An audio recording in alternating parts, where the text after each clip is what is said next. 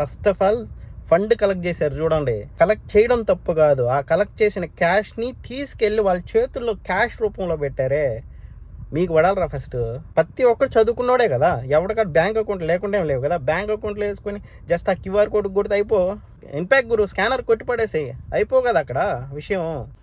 పెంట చేసి పెట్టారు కదరా స్వామి. కృష్ణాబాబు వాళ్ళ డాడీ చెప్తున్నాడు, కృష్ణాబాబుకి అయితే ఎస్ఎంఏ ఉంది, మిగిలిన పిల్లలకి లేదు ఎస్ఎంఏ. వాళ్ళందరూ దొంగలు, దొంగ డాక్యుమెంట్స్ పెట్టి వాళ్ళంతా ఎస్ఎంఏ అని చెప్తున్నారు పిల్లలకి. ఆ డబ్బులంతా ఎట్లా వచ్చినాయో తర్వాత సంగతి అంట. అది ఎలా వచ్చింది ఏమొచ్చింది అనేది అది తర్వాత విషయం. ఫస్ట్ మీకైనా ఉండాలా. ఒక్కడ చదువుకున్నారు కదా, ప్రతి ఒక్కరు చదువుకునే ఉంటారు కదా. డబ్బులు తీసుకెళ్ళి కట్టాలి క్యాష్ ఇవ్వడం ఏంట్రా స్వామి. నువ్వు ఒకవేళ కలెక్ట్ చేసినావు, ఇన్ఫాక్ట్ గురు స్కానర్ కొట్టి పడేసేయి, అయిపో కదా అక్కడ విషయం. మీరు ఎప్పుడైతే మీరు క్యాష్ తీసుకెళ్ళి ఇచ్చారో ఇక్కడ మొదలైపోయింది సినిమా అంతా. ఇన్ఫాక్ట్ గురులో 9 CR వచ్చేసింది. ఆ క్యాష్ అనేది ఇప్పుడు ఎంత అనేది తేల్చకుండా అయిపోయింది పరిస్థితి అంతా. ఆ నవీన్ బ్రో తీసుకుంటే అది వేరే విషయం.